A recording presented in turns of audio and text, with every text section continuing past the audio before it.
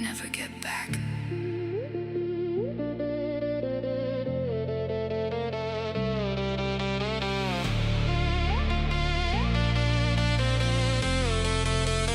Everybody wants more stones. Everybody wants more gems. Looking for the fastest road to get ahead again. Every wave, every climb, every lap keeps buying time. The greatest games are never loud. They grow when no one's looking now. One more wave, one more climb. Every second buying time. Coins will fade, stones will spend. What's still waiting in the end? Hold the line, trust the climb. Time, you can't buy it back. Spend it well, don't lose track. Every wave, every day, one thing stays the same. Time, you can't buy it back. Time, you can't buy it back. Build it slow.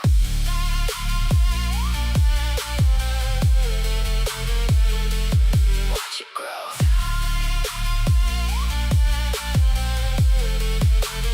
Lap speed, wave skip.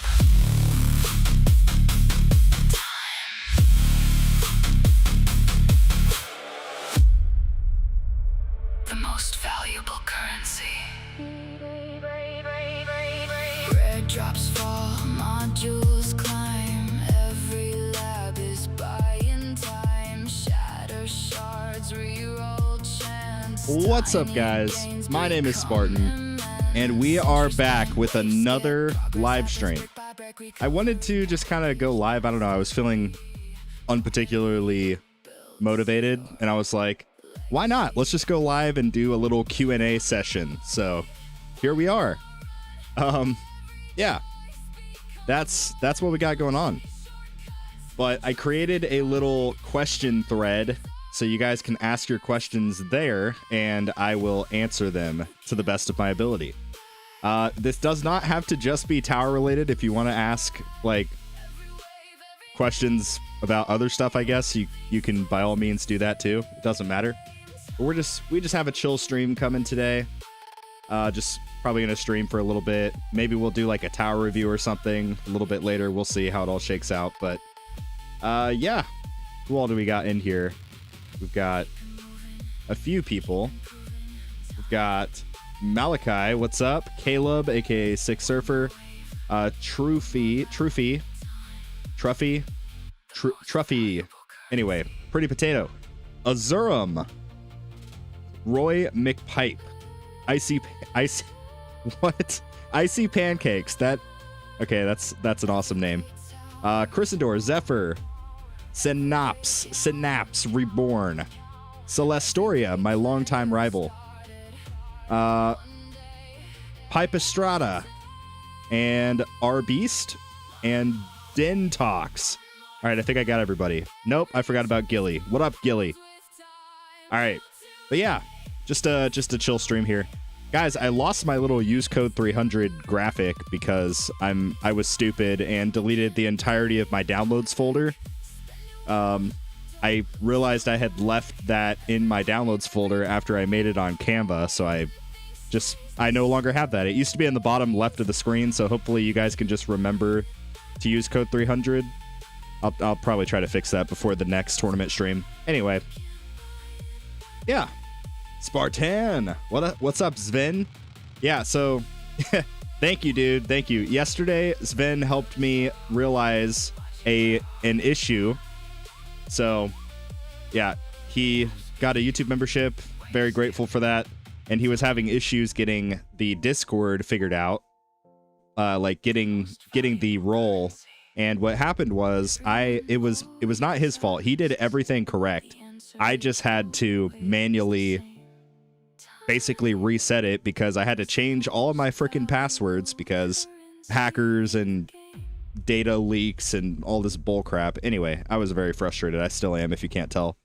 But have you checked your trash bag on your PC? I did. It's all removed because I did it. Yeah, I did check, but it made me sad. Anyway. All right, let's pull up the questions and see what we got. All right, first question coming in hot from Caleb. Caleb Wire says, "Why is the sky blue?" We're off to a good start. The sky is blue because that is what societally we have decided the sky is. We could at any point just decide the sky is a completely different color. It's anyway, I'm looking outside the window right now. It's pretty much blue. It's a little bit gray. There's some clouds coming in and stuff. But anyway, yeah. So next question from Celestoria. How do I farm like the almighty Spartan? I don't know, man. I don't know what to tell you in that regard. I mean, econ has been booming. It has been pretty good. Celeste, I did put out a tier 20 guide. I don't want to say guide. It's basically just my setup that I'm doing, and it's been working really good for me. But I would encourage you to maybe consider taking stuff from that video and applying it to your own build. Or you may be doing something that's working way better than what I'm doing. Who knows? Next question from Pretty Potato. Not Ugly Potato. No. We got Pretty Potato. It says, should I start spamming Flamebot cooldown to prepare for V29 as an EHP player in Platinum? Oh, boy. You see, I don't know. It's all going to depend on how these bot presets roll out. Because there's a chance, there's a chance that you could be able to afford it with the lab, even in Plat. There's also a chance that that's not going to be the case, and you'll need, you just won't quite be to that point yet. So, I don't know. Personally, what I'm doing with Spartan Jr. at least is I'm not concerned whatsoever with any of the other bots, including Bot, by the way, until my golden bot is in a good spot. That's my personal kind of philosophy.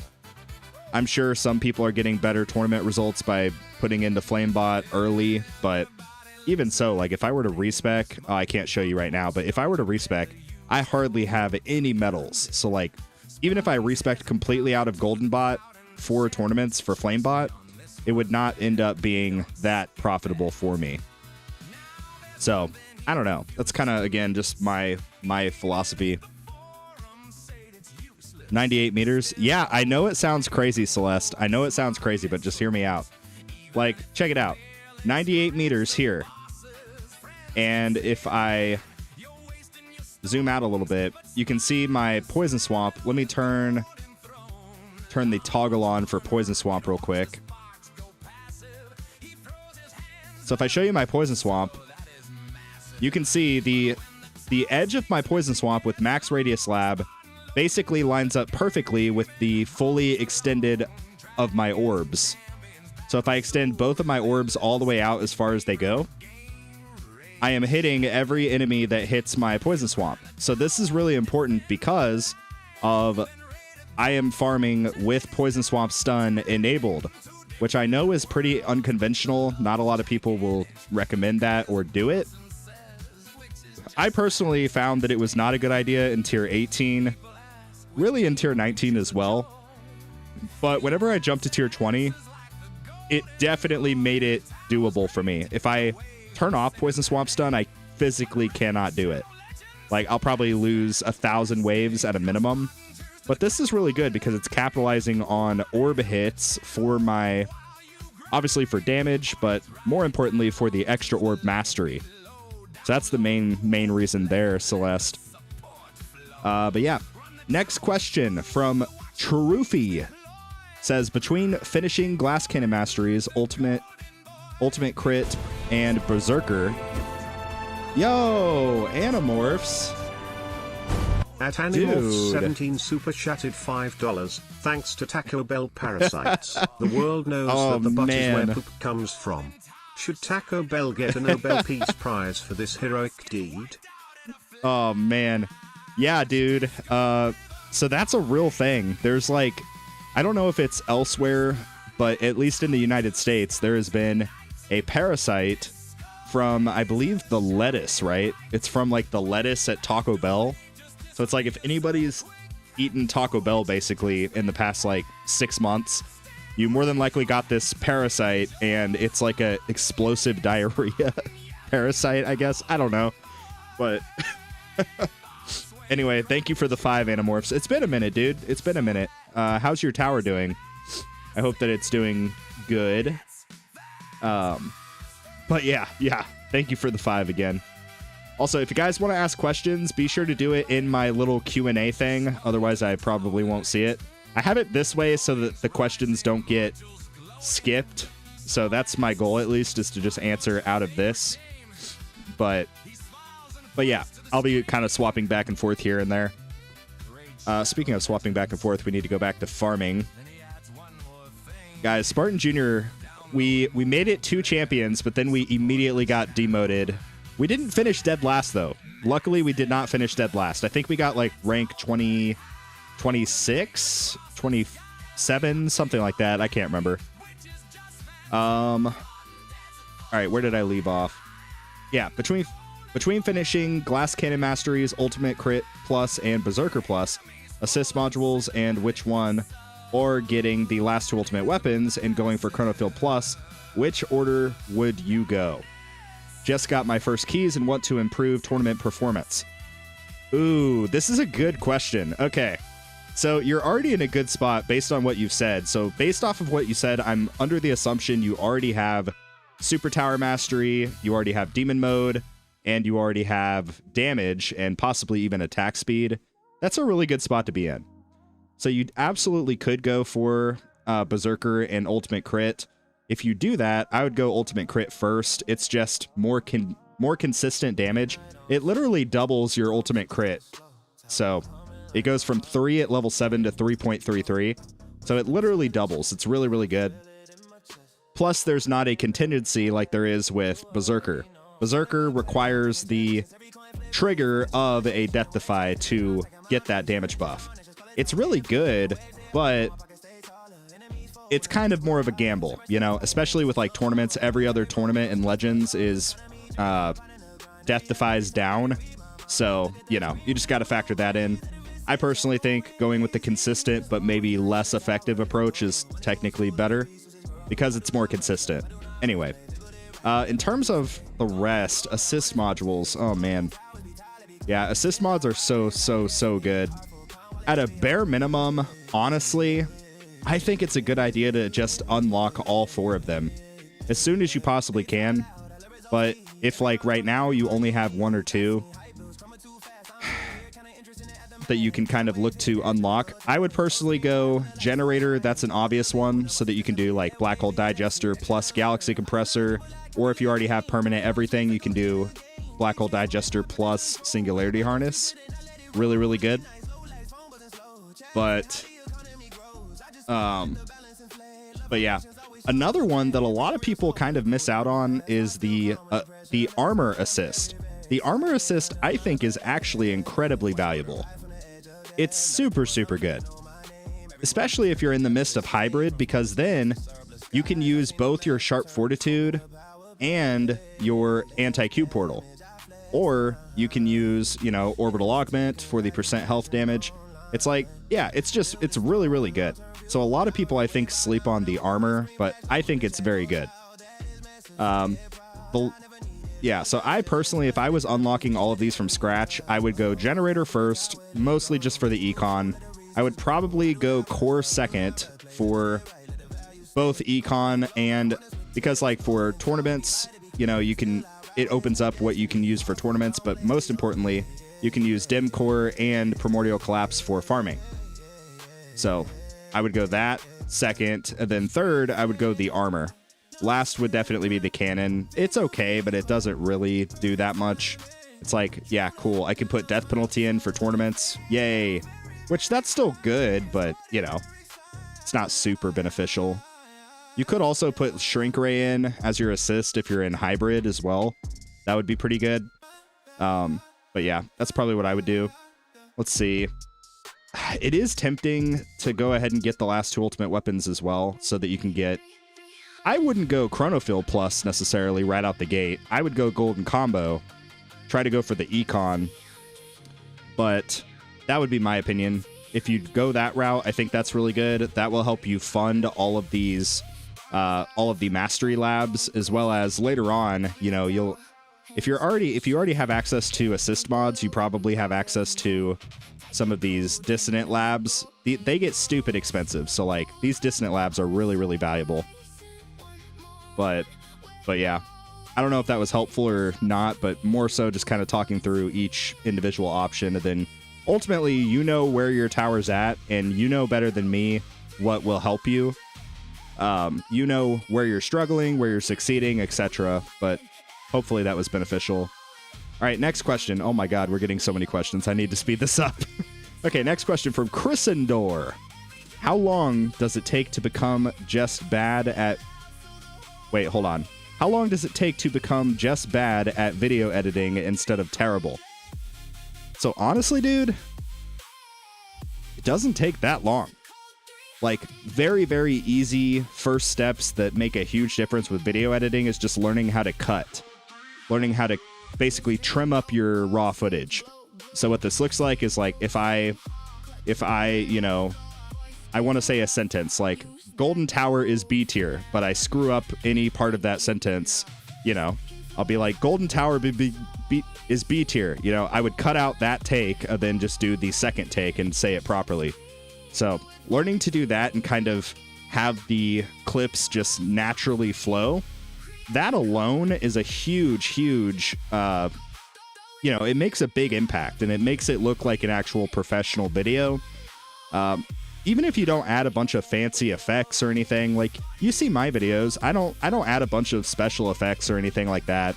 I mean, obviously I pay an editor to do my videos now, but even when I did my own videos, I didn't do that much like fancy stuff, you know, but it's relatively simple. And especially with like YouTube University, right? You can learn editing softwares very, very quickly. And the other cool thing is most editing softwares are all relatively similar. The only thing is like they offer similar features, right? The only difference is maybe learning some of the hotkeys, because hotkeys are truly the like bread and butter. Like if I want to cut a clip, I'll do Control B. But then if I want to cut everything to the left and like delete that middle section that I cut out, it's another hotkey. So, you know, just learning hotkeys is another really quick way to kind of speed up the editing process. But yeah, it's not terribly difficult in my opinion. But yeah, next question from Sven the Skull. Why does Sparta not have a webcam still? Because I am pretty shy. I'm pretty shy. I don't really want to show my face. I've been told I have a voice for radio, but I would be willing to bet I also have a face for radio, if you know what I'm saying. I don't have a face for movies. I have a voice for radio, I guess. I don't know. Yeah, I don't really see myself ever doing a face reveal just because I don't want to get doxxed, you know. There's no telling who's on the internet. Not that any of you guys are weirdos, but like I got a family, I got kids, I gotta, you know, try to protect them. So trying to avoid showing my face for that purpose. Moving on, we have Emmy. How to deal with tank ultimate in tier 17 farming. Yes. Okay. So this is a big one. You're probably already doing this. So if you are, I apologize. But this is the biggest thing that helped me was once you get the assist modules, right? Like once you unlock the assist and you unlock the armor assist, depending on what you're doing, right? If you're doing sharp fortitude primary, that's totally cool. But what I did personally, like even when I didn't have the ancestral, when I just had the epic unlock, I was running orbital augment primary and anti-cube portal assist. When I did that, it 10x'd my run in terms of waves. I was able to jump from like 16 to 17 and like very strong in tier 17. So it was really, really good. Orbital augment is kind of a cheat code. And honestly, for tank ultimate in particular, any real forms of like percent health damage is super, super valuable. The one thing I will tell you with Tank Ultimate is with your target priority, do not put the tanks up here, right? It's tempting to be like, okay, there's so many tanks, I should put Tank Ultimate, or I should put tanks in my target priority so that I don't die to them. But the reality is, what this ends up doing is when you put tank up in your target priority, a ranged enemy starts hitting you, an elite starts hitting you, So that's what you run into when you put tank up there. So I never put tank up there personally. But yeah, those would be a couple pieces of advice for that. Let's see. From MFG Boy, is Econ still king? I think so. Especially, like I mentioned previously with these Dissonant Echo Labs, like, look at how freaking expensive these are. Like, this one that I'm doing right now for utility is 682 quintillion. That's a big Q coins for this upgrade. So yeah, I think it's absolutely still important. Unless you have, like, most of everything maxed out. Like, if you've been playing this game for 5 years and you pretty much have nothing to spend coins on, but the amount of people that are in that state of the game versus, like, the rest of us, yeah, econ is still definitely important, 100%. Let's see. Necromant, sorry. Can I get module assists with EHP, and what mods and cards should I use? 18 card slots. Ooh. Are you talking about doing the milestone run? Honestly, for every single milestone run I've done, a lot of people overcomplicate it and they think, oh, I need to, like, try to min-max. I don't really think so, dude. Like, what I have done for every major milestone is I'll basically just use my tournament setup. Like, whatever I'm using for tournaments is generally what will help me with milestones. So don't overcomplicate it. Like, your EHP tournaments, what you're using for that, use that for your milestone runs too. Next question. R Beast. How terrible of an idea is it to unlock all ultimate weapons before spending mini stones elsewhere? I hate relying on perks to complete event missions. Yeah, I mean, at that point you're trading a few medals for an event mission for coin efficiency, tournament performance, etc. I don't agree with that. I've always kind of been more of the upgrade as I go philosophy. So, like, before upgrading, I know recently, especially with the introduction of, first card masteries, everybody was trying to just rush golden combos so that they could afford the card masteries. I don't really think that that's a good play. I think you can, the better play will be setting yourself up for when you do unlock golden combo. Because when you unlock golden combo, you're going to need like a 50-second duration at a bare minimum. You're going to need really, really good uptime with the cooldown as well. So, like, if you're not at the point of at least, like, permanent black hole and, maybe a 2-minute flat golden tower and death wave cooldown, like, I wouldn't do it. I wouldn't rush it because there's still low-hanging fruit that you can do. And getting those last 2 ultimate weapons especially, it's like 5,400 stones or something ridiculous. So, I think it's a mistake to rush golden combo. That's my opinion, but some people I'm sure disagree with me on that. Anyway, let's continue. Azurum. When is it a good time to unlock Rend Armor? Good question. So, Rend Armor is not that bad to unlock early. It has basically 600 levels between the two. So, like, unlocking it in the workshop, you basically need 600 waves worth to max this stuff out. So, like, if you're at the point where you're basically maxing everything out during your farming runs, I think that's a good time to unlock it because it does help a little bit. It doesn't make a huge difference, but it helps, It doesn't hurt you. The only caveat to that is tournaments. If your damage is not a decent level, like 5,500 or above, it could potentially hurt you to unlock this specifically for tournaments. But honestly, I don't even think it's that big of a deal because more than likely you're running EHP anyway, and you're not even that concerned with the attack side. So I don't think it's bad to unlock. Good question. Caleb Wire. What lifetime coins and lifetime stones is Spartan Jr. at? Ooh, yeah, we can look at that. So lifetime coins, we are currently at, we just hit 4 quadrillion, so 4 little Q. And lifetime stones, we are 1,800 shy of 10,000 stones. So we are slowly but surely going through the motions here. Yeah. All right, next question. We have Deathfire Storm. Should I upgrade my Chrono Loop? I'm at tier 15 with 0 Chrono Loop upgrades. Yeah, I think Chrono Loop is good. I mean, I would be curious what your golden combo looks like, because surely you got that before Chrono Loop.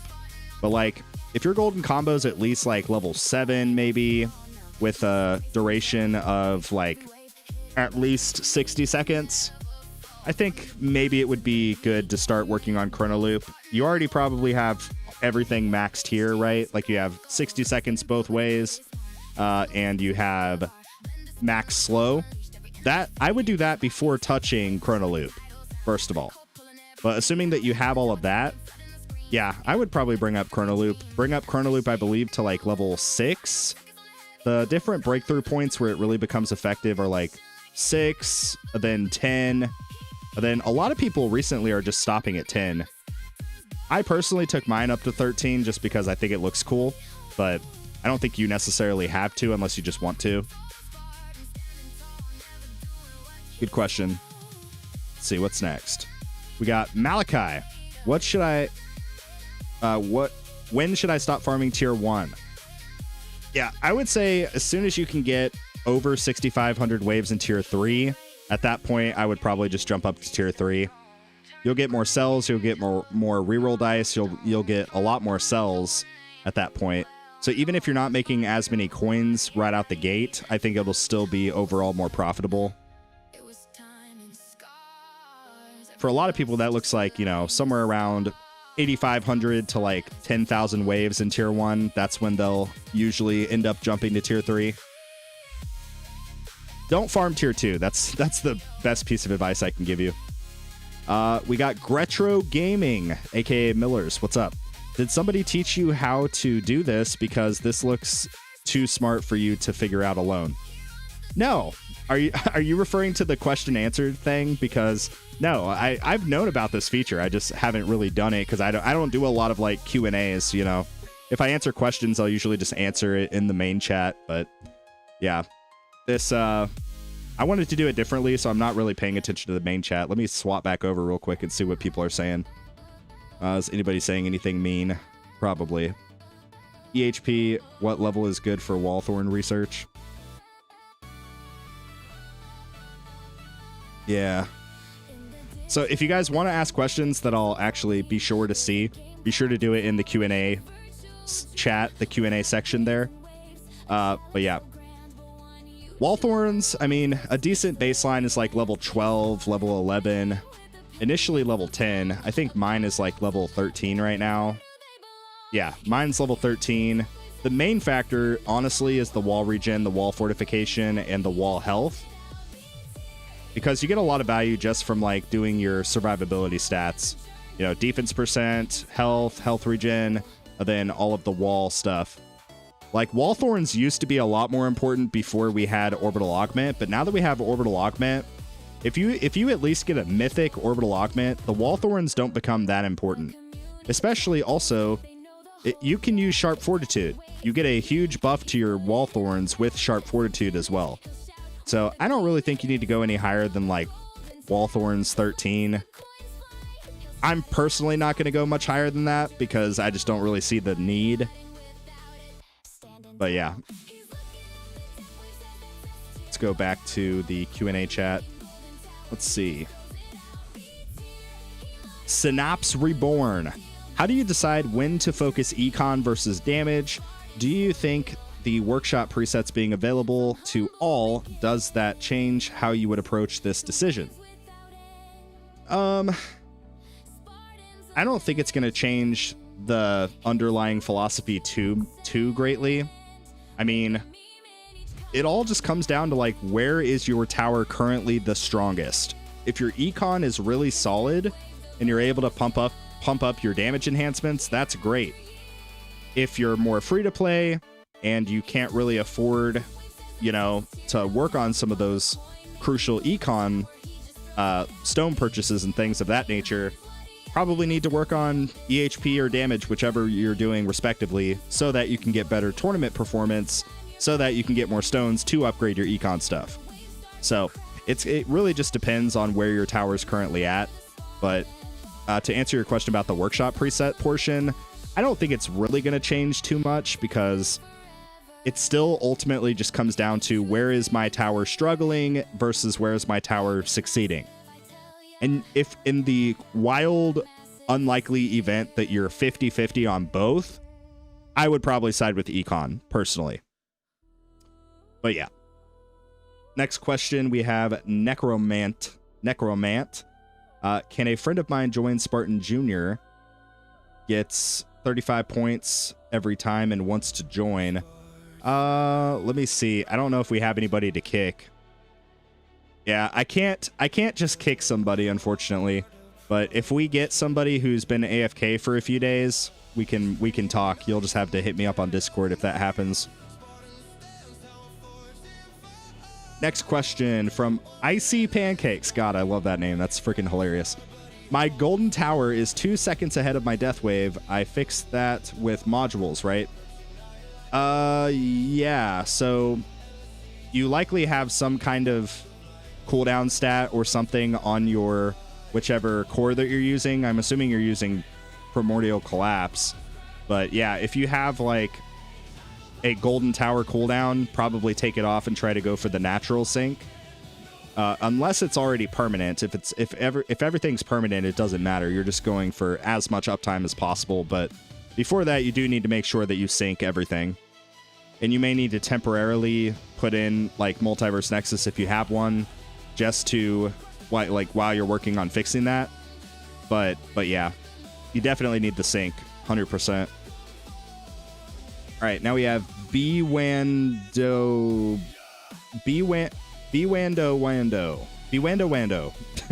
Good lord.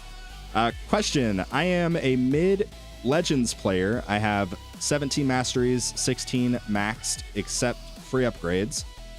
Should I still add additional masteries or upgrade substats? Or go with Golden Tower? When to determine which to go? Good question. So, yeah, I mean, my honest opinion, and I've said this before, in a lot of cases, it makes a lot more sense to finish version 27 before jumping to version 28. And in this case, it would be finishing version 20. When did Masteries come out? Was it version 25? I can't even remember. But yeah. Then Assist Mod's coming out in V27, So it's like, in a lot of cases, it makes more sense to just continue working on the previous thing that was released. Like, somebody who currently has access and has been working on assist modules, I would not necessarily advise them to try to pursue some of this other stuff. Like, in V28, we got the new bots and the bot plus and synchronicity, So it's like, don't unlock this stuff until you have a really good baseline of this stuff, But in terms of the assist modules in particular, the substat efficiencies for both the core and the generator are super, super good. Like you can see, I have 55% substat efficiency on generator. That is currently giving me 8% package chance for my RPC mastery. That's giving me almost 4.5% extra enemy level skips. So it's definitely really good. But I think that some of these masteries, like if you're missing any of these crucial masteries, like, I don't know, enemy balance is really good. Wave skip is really good. Intro sprint, obviously. But more than likely, masteries would probably be the best pick if I had to guess. Anyway, let's continue.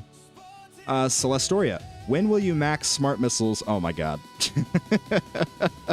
So we can see if maxing it makes it useful. I don't know, dude. I have 8,000 stones into it right now, and it has not done literally anything for me. So I don't see myself really working on smart missiles again unless we see like a big change. I don't know. But if we do see a buff, I'll probably start pouring into it more, but I'm not going to just full send it. I'll continue working on the other stuff I've been working on, but include maybe some light smart missile investment here and there. I do like smart missiles. I just wish they would actually, you know, it's truly like the worst ultimate weapon currently in the game in terms of like actual feasible, tangible value. It does not do freaking anything. Even with, like, if I put 8,000 stones into literally any other ultimate weapon, it's going to be noticeable. It's going to be a noticeable improvement. Like Black Hole, I have permanent crowd control. I have permanent 2% health damage. I have, you know, permanent econ just by doing that with Black Hole. I have giant black holes too. If I put 8,000 stones into Poison Swamp, I have double Poison Swamp and some decent damage.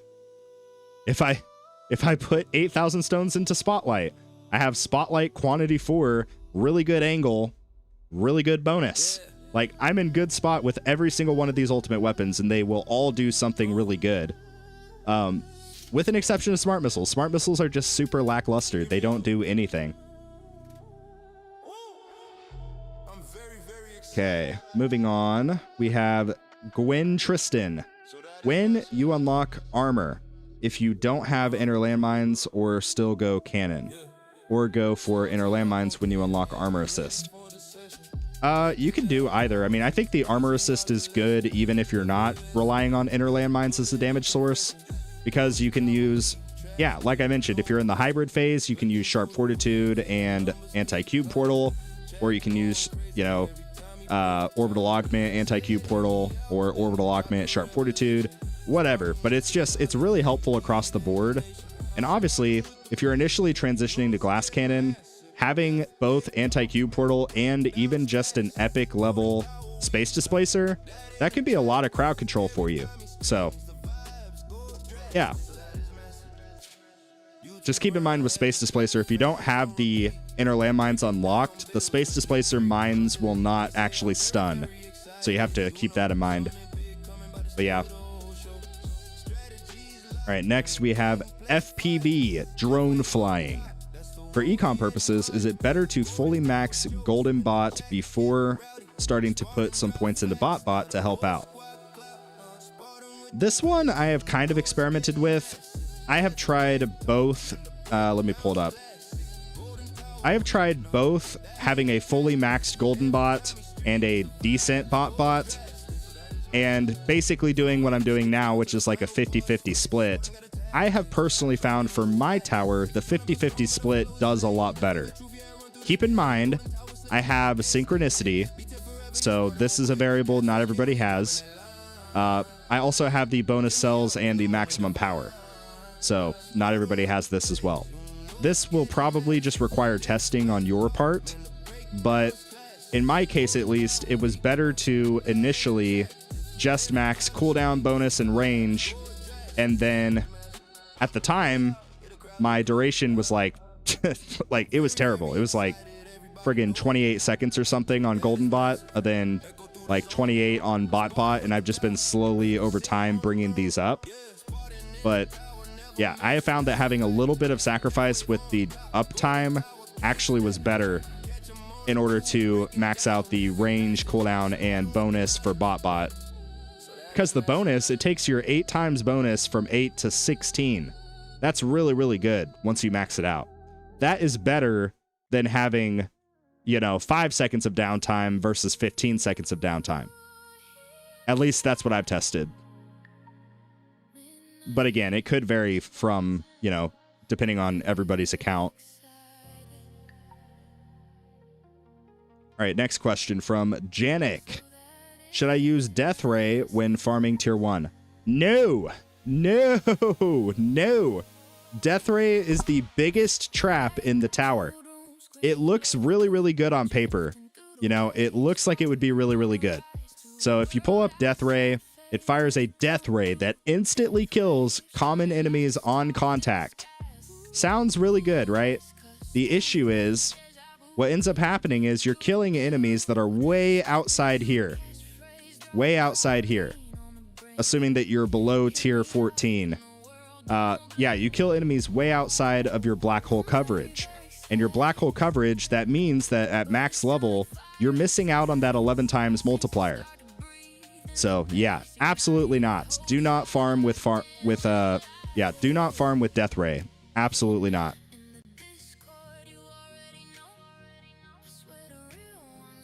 All right, let's see. Next question from K Schwab.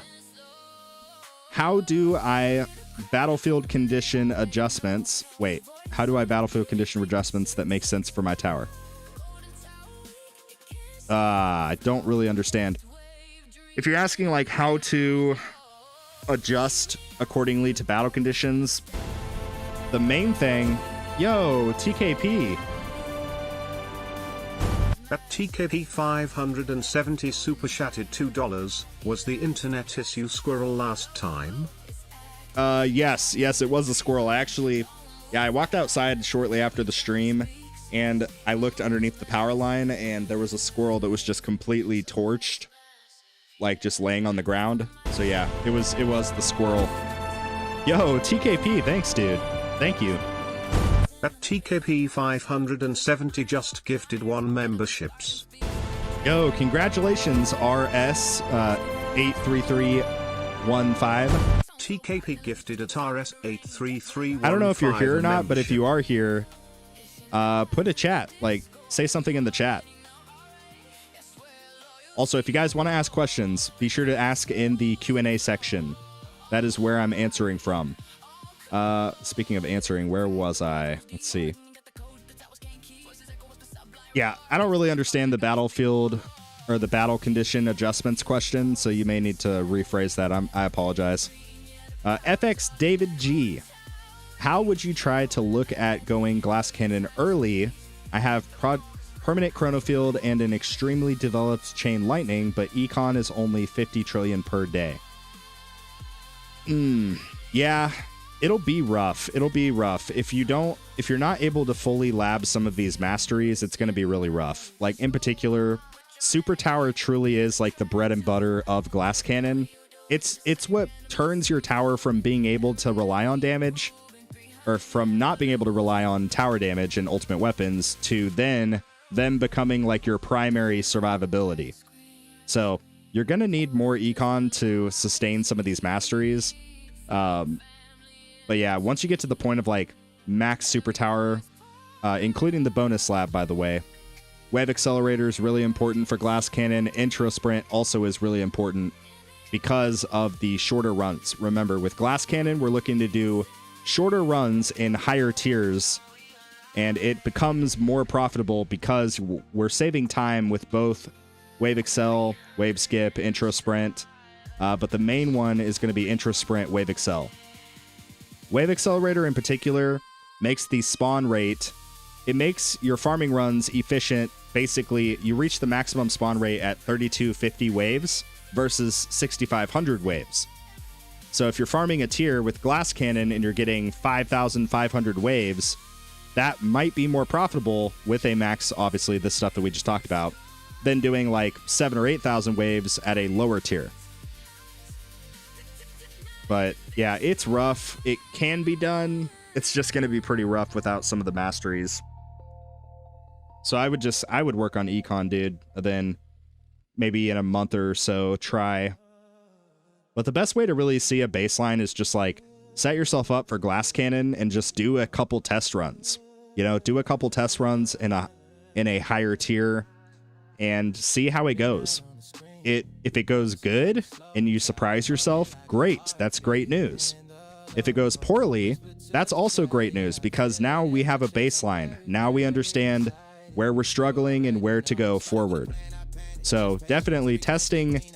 A lot of people don't do testing, and I don't know why. It's like, if you don't ever do any testing, how are you going to know what to improve, you know?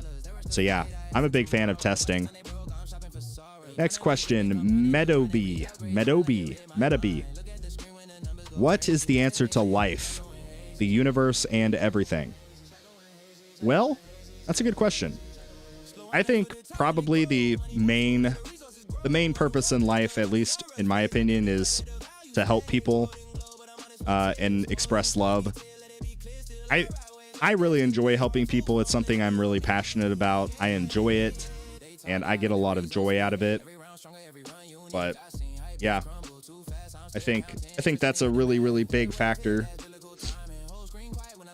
But in terms of like more memeable, practical answers, what is the answer to life? The answer to life is time. Remember, guys, time is the most valuable currency in and out of the tower. So they're not making any more of it. It's kind of like real estate, you know? Everybody says like buy real estate. Well, time is the same way. We have limited time on this earth before we move on.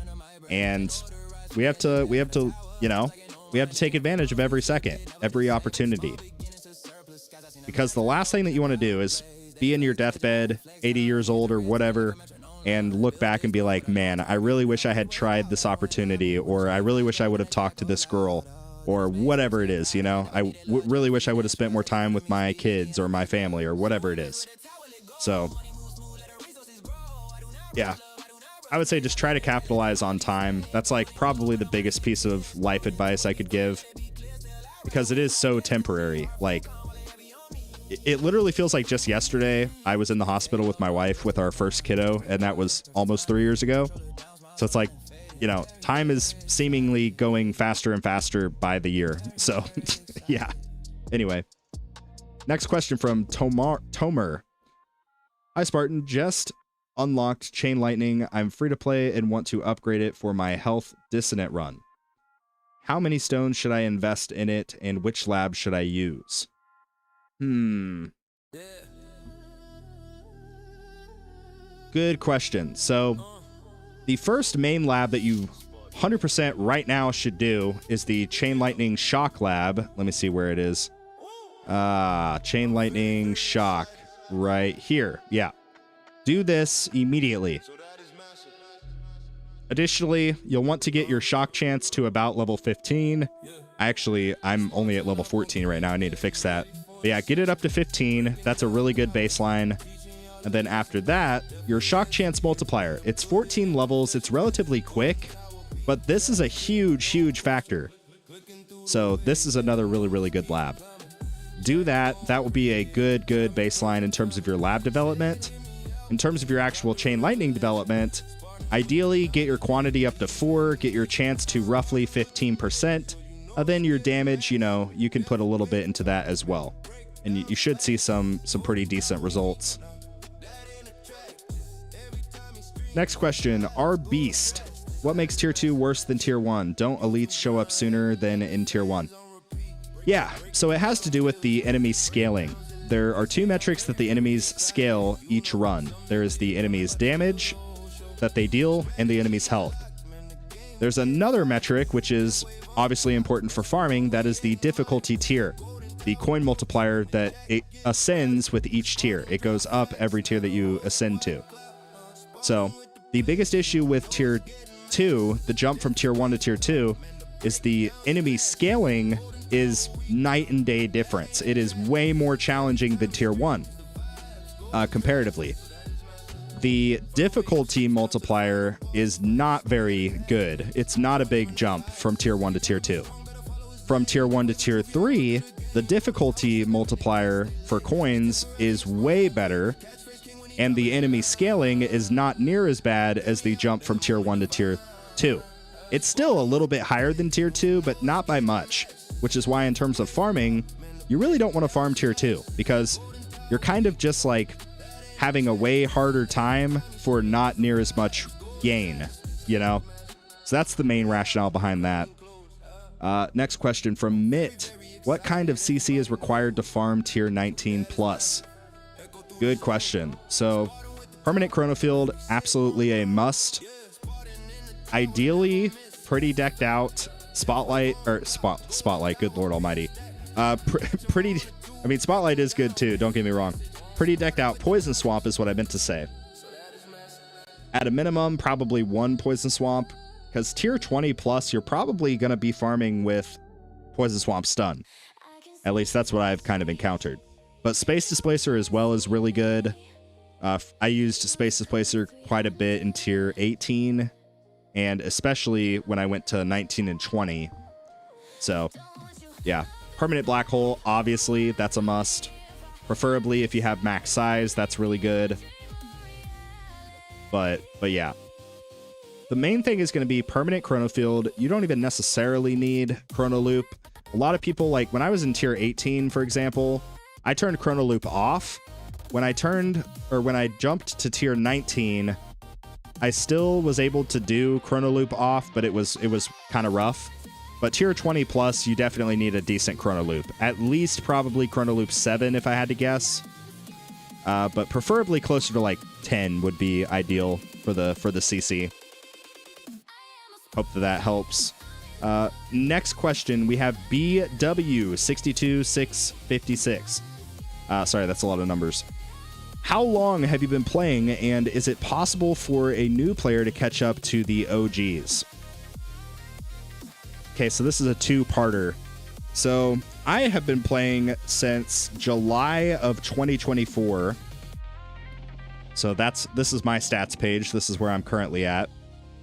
So a little bit over 2 years. I just recently hit 2 years, and I have a video coming out soon. Kind of like my 2-year special video. But yeah, the brutal truth, I'm just going to level with you here. Is it impossible for a new player to catch up to the OGs? Technically speaking, yes. Hypothetically, right? Like, let's say that you had $1 bajillion and there was not a limit on how many stones you could buy. Hypothetically, you could catch up. You could buy gem packs and catch up with labs. You can do that anyway. But regardless, there are so many metrics in this game that are just pretty much impossible to catch up. Like, relics is a great example. Now they added up the catch-up mechanic of the rotating relics, so that's good. People can catch up with relics, but even so, that requires gems. But the main areas where people are not going to be able to catch up is going to be stone investment and also your labs. For a lot of people, labs is going to be rough. But another kind of hidden one that people don't think about is your module levels.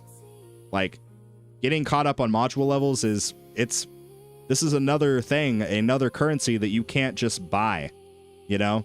I guess you could buy modules and then just shatter them to catch up with the shards, but, you know, at that point, you're spending thousands and thousands of dollars, so, like, practically speaking, the best answer is just no. You really can't catch up.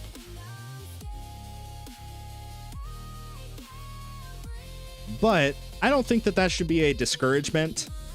Like, I think it should more so just be a realistic expectation. Like, I am fully aware I will probably never hit top 100, you know, overall global, because I just haven't played the game long enough, right? There are guys that have played the game for all the way since it came out, like 5 years. And I'm not going to catch up to those people.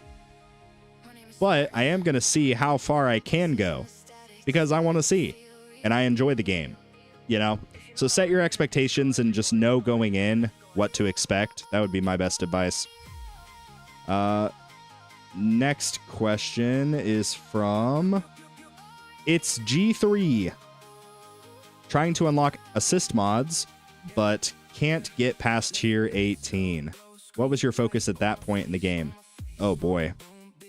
I think my main focus at that point was just more damage development, which kind of in turn becomes more econ, because econ basically is damage if you think about it. But enhancement levels are really important. Continuing to get like critical card masteries that buff your stats are important. Assist modules. Well, no, you don't have assist modules yet. Hold on 1 second. Yeah, just basic module levels are really important. Yeah, that's kind of where I was at the time. The hardest part when you don't have the assist modules is figuring out like what setup to do. Because once you get access to it, it really opens up your possibilities. But before you do, you know, you have to try multiple different setups and see what gets you the best results. Like, who knows? Maybe you're using anti-cube portal, but orbital augment would do better. Or maybe you're using restorative bonus, but maybe project funding would be better, you know? It's a lot of trial and error, and it can definitely be frustrating. I get it. But you will get progressively better as your lifetime coins improve, as your lifetime stones improves. You know, it's the name of the game. This is an incremental, slow game.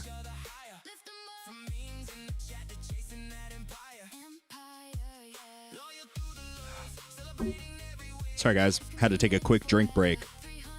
Next question from Death Rebelty. Do you think who is still viable late game? I'm farming tier 13, 8,000 waves currently, and was wondering if I should transition to hybrid. Do you think who? Are you asking? Okay. Are you on your phone and you typed EHP, but it autocorrected to who? That's the assumption I'm going to go under. So EHP, pure EHP is kind of no longer viable in the same way that pure glass cannon is no longer viable because of fleets. They recently changed how the thorns interact with the overcharge, which has made basically the overcharge now the primary enemy for both glass cannon and EHP builds. So instead of percentage of total HP, it is now percentage of remaining HP. So you can't actually kill an overcharge with thorn damage any longer. So you would either need a really good smite to kill the overcharge, or you would need, obviously, like, ultimate weapon tower damage. So, yeah. Not viable for tournaments, maybe, but I farm EHP tier 15, wave 8,000. Yeah, that's going to be the case for a lot of people. They have mentioned, I mean, a lot of the EHP purist people have been pretty frustrated with it and expressed that frustration, and they haven't officially confirmed anything, but I think if I had to guess, they're probably going to either revert the Thorns change entirely or give EHP something to answer it, because that's the biggest issue. The biggest issue is Thorns was the answer to the fleet enemies, you know? And they removed that, and now there's nothing for them to do other than Smite. But Smite, you know, if I toggle Smite, I can only do that on and off 20 times total, you know? So toggling Smite is not a practical way. Anyway, yeah. Moving on. Where did I leave off? Sorry, guys. Sorry. Also, I'm sure you guys have noticed I'm not actually reading like the actual chat, so I apologize. Mainly just reading straight from the Q&A section, so I apologize. Let's see. Supersonic 1. I just recently unlocked the Dissonant Echo Labs. Very nice. Congratulations. Currently farming tier 11 at 550 trillion coins. Very nice. How far should I upgrade Echo Labs, and when should I go back to the enhancements?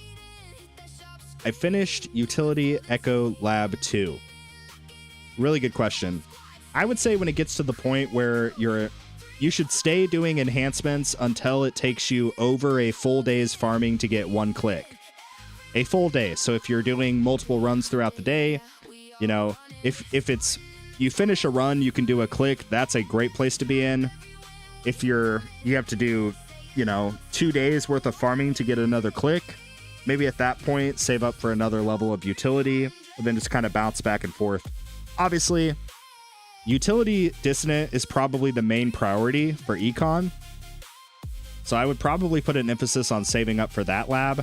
But if it's going to take you, you know, 5 days to save up for that lab, and in the meantime you could do 2 or 3 clicks into enhancements, yeah, no, that's a bad trade-off, right?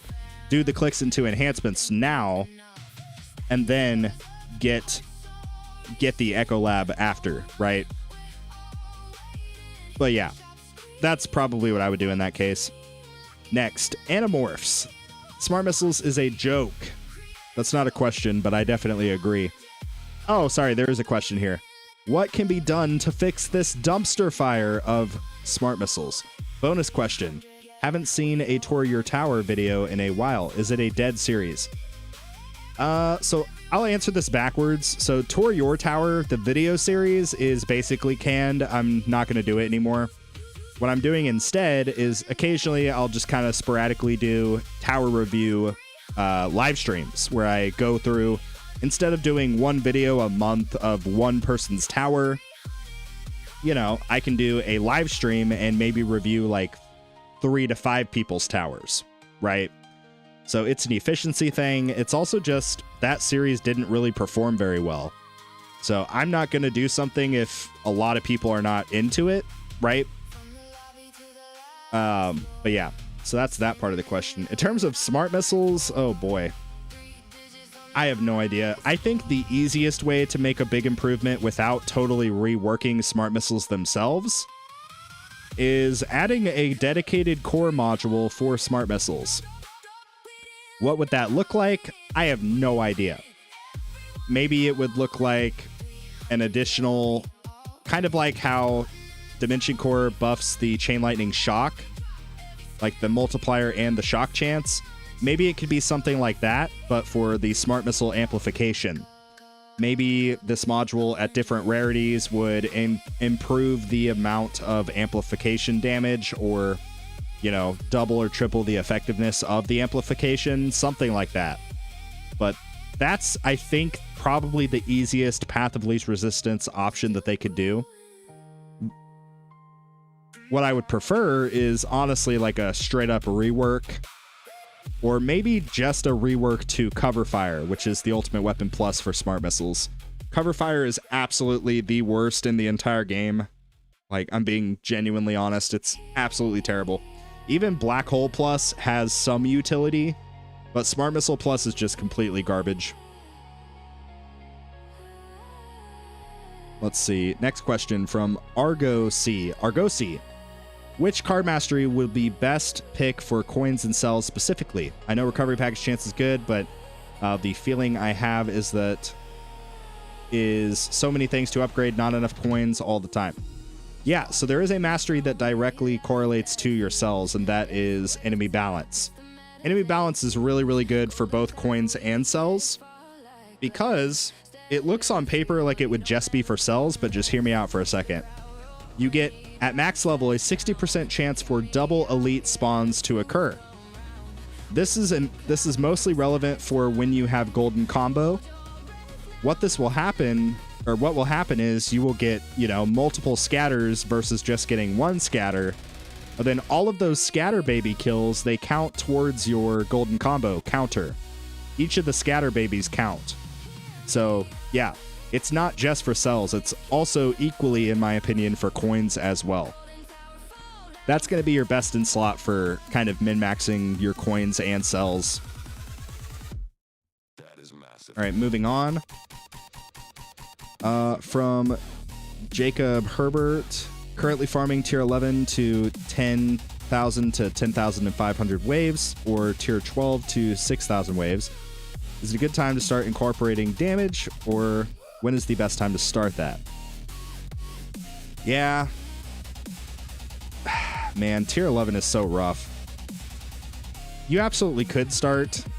I think when I transitioned to Glass Cannon fully, I was in tier 14, but probably from about tier 11, tier 12 is when I really dived into hybrid. Because at that point, your EHP development's in a really good spot generally. And at that point, assuming you keep all of your EHP stuff the same, you just start working on your damage in the enhancements, and then you end up being in a really good spot. So yeah, I would say you're very close to being to that point. Obviously, again, it's going to depend on how developed your EHP is. Like if your wall labs are pretty similar to like how mine are with Spartan Jr., you can see what they look like here. If your labs look pretty much like mine do, you're probably very, very close to working into hybrid, if you want to. If you want to double down on EHP, you can totally do that too. Like, there are dudes farming EHP up to like tier 17 or 18. And if you want to get even crazier, there are people trying to farm tier 20 as EHP.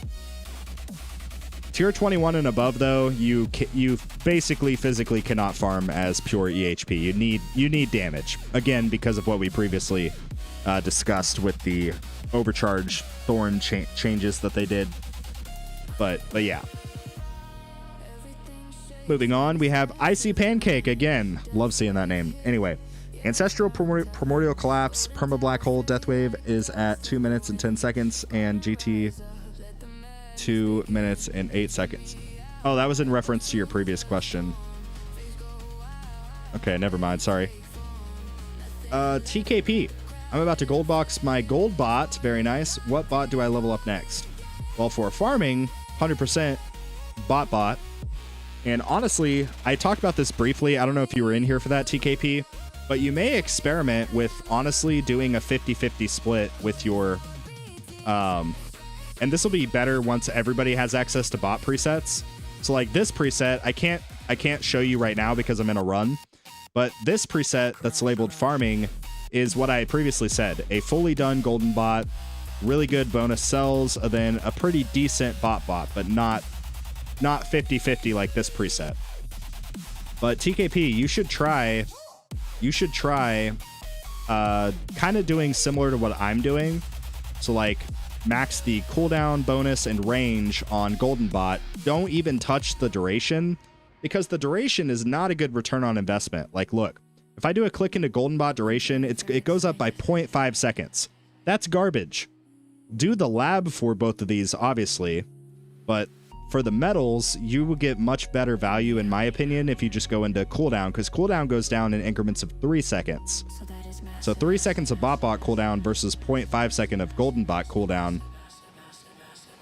And then obviously the bonus is really good too, because it takes your 8 times bonus from 8 to 16. So I think this would be a pretty good setup to consider trying. It's worked really good for me, at least. You know, obviously do what works for you. If you try this and it doesn't work for you, you know, go back to what you did before. But definitely give it a shot, because it's been really good for me. Even if you can't fully max the bot, like do the cooldown, bonus, and range first, get those 3 maxed, then work on getting the permanent uptime for bot. Work on the, not permanent uptime, sorry, the gold box cooldown. So get the 50-second cooldown, and then work on the range. And when the range starts getting stupid expensive, it gets expensive, you know, plus or minus 5 or 6 clicks before maxing. Once you get to that point, you can do some low-hanging fruit into bonus, buff that up a little bit. And eventually the goal is to get all 3 of these maxed on both bots, and then bring up the duration at a 1-to-1 ratio, basically. Obviously putting more of an emphasis on golden bot, because bot amplifies gold bot. It doesn't, like, you wouldn't want your bot duration to be higher than your golden bot, right? That doesn't make any sense, because then you're getting a 2 times bonus for nothing. You know? But yeah. Anyway. Sorry, guys. I'm going to take a quick drink. I'm doing a lot of talking right now. I'm sorry.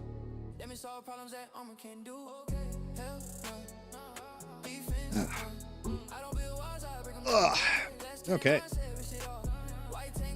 Oh, in other news, guys, I got a new monitor. I finally got a new monitor. So I had a really bad, like, 100 hertz refresh rate monitor from Walmart for like friggin' $70 or something. So I actually upgraded and bought a better monitor. It's a 27-inch 240 refresh rate, 1440p. It's an IPS. It's really good. It's a good monitor. I really like it. I'm happy I did this. I was playing some video games last night, and it looks freaking good. I'm so happy with this purchase. Anyway, let's see. What else do we got? Next question from Malachi. I got 11,000 waves in tier 1. I'm ready to do the next tier. Yeah, I would say so. Yeah, jump up, stick in tier 3. You might not get as good econ temporarily, but it's going to be worth it because of the module shards, reroll dice, and cells. So do that. Yeah, so many people just focus on coins. That's kind of a pet peeve of mine, but there are so many better, not better, but there are so many other currencies, right? And some of these currencies make a bigger impact over the course of time, like module shards. Anyway. But, oh, yeah, sorry. Keep in mind with the module shards, this is one thing that I have addressed, but module shards, I mentioned that higher tiers provide more module shards. That becomes relevant once you start getting up to like tier 16 plus because of the fleet enemies. Fleet enemies have a 20% chance to drop reroll dice, or sorry, a 20% chance to drop module shards and an 80% chance to drop reroll dice. So that's where that advice comes from. Obviously, once you start getting to like 16, 17, 18, 19, etc., with each ascending tier, the frequency of fleets becomes more and more and more. And at that point, that's when you'll really start seeing a big jump in your module shards. So if you're in like tier 14, eventually once you get to tier 16, you should see pretty good results with your module shards. But module shards are the gift that keep on giving. Obviously, it's good for your econ, but like every other category, your EHP stats, your freaking damage, both attack, or your like tower damage and your ultimate weapon, and your coins. So it's a no-brainer. Module shards are super, super good. Anyway, at what point should I focus on unlocking all card slots over modules? I would say when you have all of your core modules that you would want.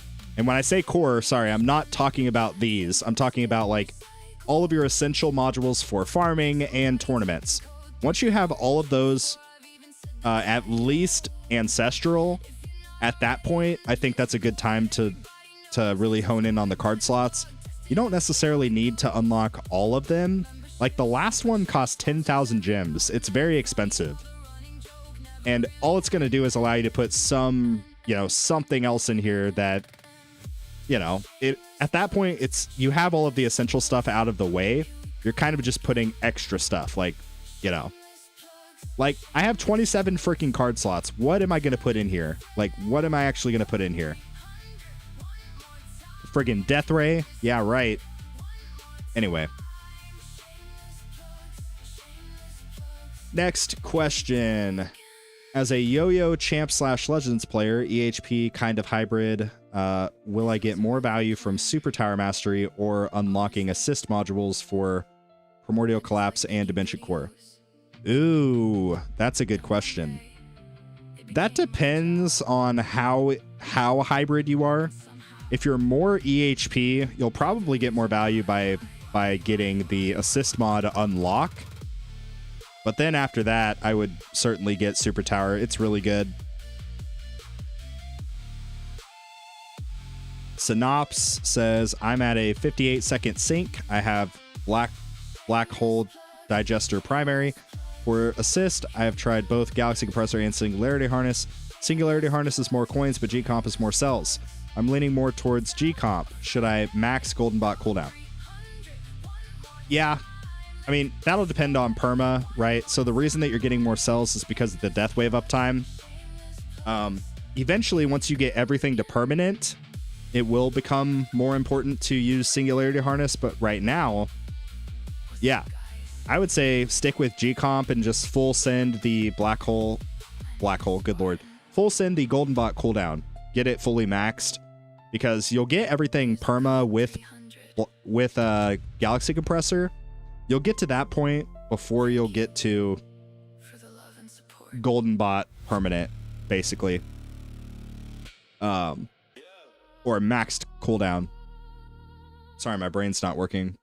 But yeah, I think that's the good play. What would you say is the best route for upgrading assist module rarity? Good question. Yeah, I don't know if I've ever actually been asked this. Maybe I have, but so first one I personally think people should do is the generator. It's just so good, It's so good across the board because for like tournaments, you can have, your project funding in the primary, and then you can have restorative bonus and get 30 seconds versus 15. Or you can use G-Comp if it's like ultimate weapon duration. You get an extra 10 seconds there. Or, more importantly, Pulsar Harvester. You go from a 1% chance to a 2.5%. So, yeah, this is really, really good. And then obviously for farming, it's also just a no-brainer. Whether you're using Galaxy Compressor or Singularity Harness, it's not really gonna, like, regardless. You go from 5 meter bot to 15, and then like we discussed, you go from 10 seconds to 20. But yeah, definitely generator first, in my opinion. After that, this might be controversial, but I think it's really good. I think the armor is so good to take to Ancestral. It allows you to, yeah, instead of 15% space displacer chance, you get 30%. Or more importantly, it allows you to run Orbital Augment as your assist versus having to be your primary. So instead of your Orbital Augment being stuck at Epic, you have it at Ancestral. So, yeah. That would be what I say.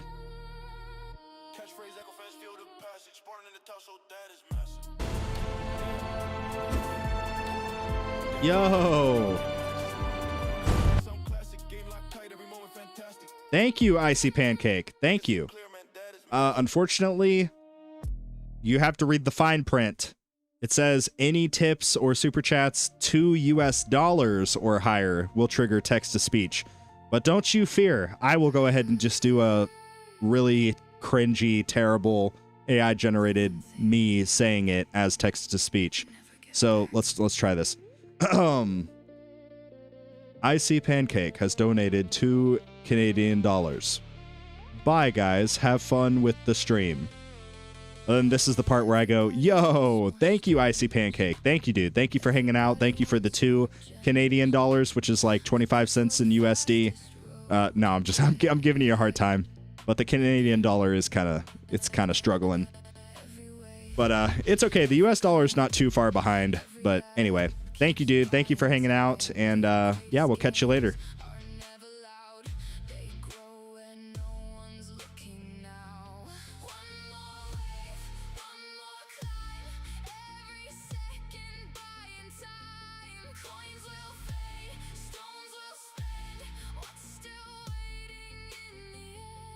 Oh, wait, did I lose?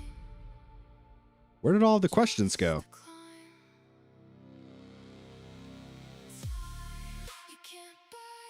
What the heck? I lost all of the questions. The freaking Q&A session. The Q&A session just like completely disappeared. What the heck? Okay. Let's see if I go to it. Will that work? Oh my goodness. I broke it, guys. I freaking broke it. Good Lord Almighty. That sucks. All right, I'm just going to end the Q&A chat and we'll just go back to this. Okay, the Q&A chat is broken. Oh my god, Icy Pancake. At Icy Pancakes 4043 super chatted $7.13. Oh my bad, this should be better. Thank you, dude. Thank you so much. Wow, yeah, so $10 Canadian is, or sorry, $10 USD. No, $10 Canadian is what did it say? $7.30 USD. Anyway, thank you, dude. I really appreciate it. Yeah, I just disabled the deal because it was not working. It reset all of the chats. It deleted everything except like the first 5 from the start. Like I saw Chrisendor's question that I answered earlier about video editing, and that was like the last question. Everything else got deleted. I don't know why. Anyway, sorry about that, guys, but you guys can ask questions here. I'll try to answer. It's gonna get chaotic though. Let's see. Can you explain a little bit about what kind of investment into scatter amp for Chain Lightning is really going to break Glass Cannon farming later? Break Glass Cannon farming? I mean, it doesn't really make that big of an impact for the scatter. Like, you can see, I killed a couple of those scatters there outside of my black hole, but more times than not, if your black hole size is decent and a lot of the time you're farming at a lower range anyway, so it's really not going to matter too bad.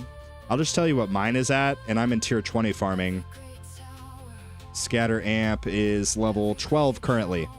This lab in particular, I personally would not suggest putting levels into it unless you're dying consistently to scatter enemies. And, you know, don't go crazy with it either. Do like 1 or 2 levels here, 1 or 2 levels there, and only upgrade it when you see that I am consistently dying to scatter enemies. You know, it's like if I click a run, overcharge, boss, overcharge, overcharge, fast.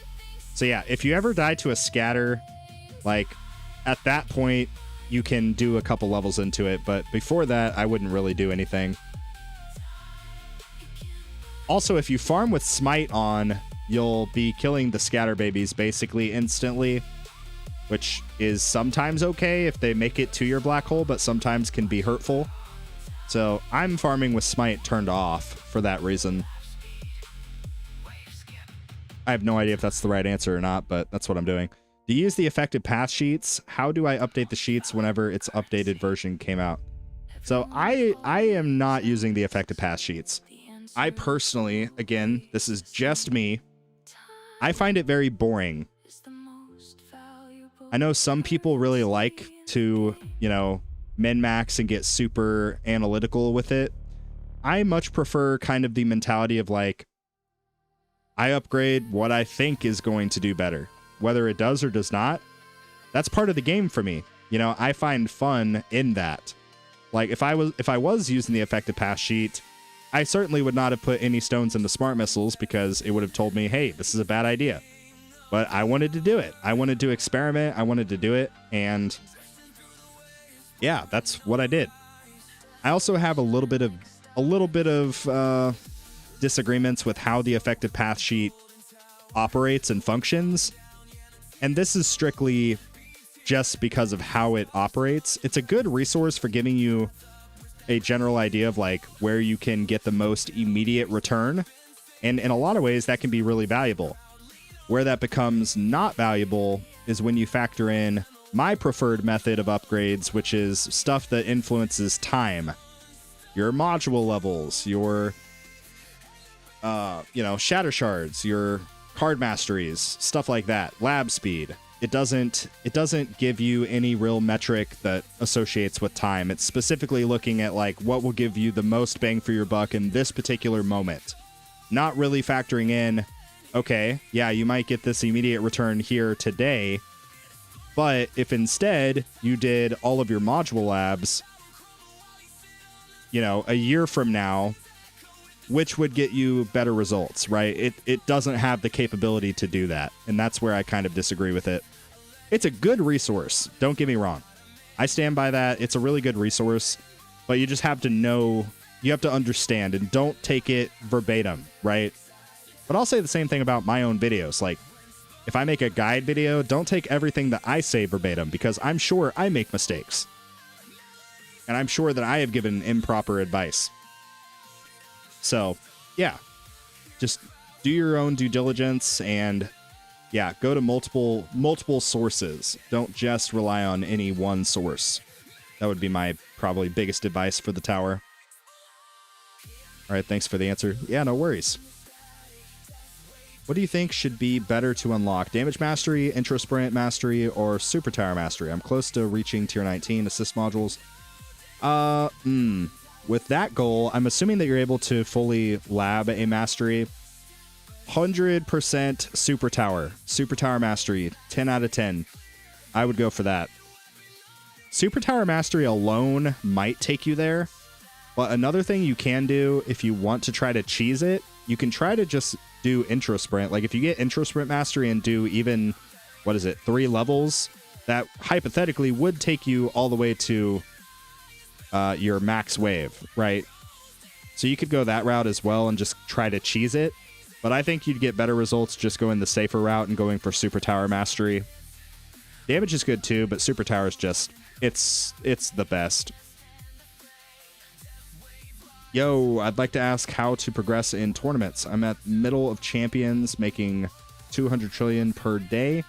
Ultimate weapon, Chain Lightning is solid, but don't have Chronofield yet. Where should I invest my stones to increase my tournament placement? Good question.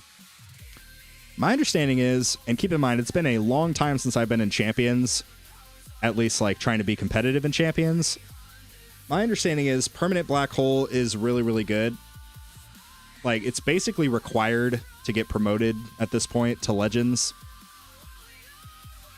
And honestly, I don't know, depending on how bad it is, it might be almost required, depending on your bracket, to even stay in champions. So like, if you don't already have permanent black hole, you need to get to that point.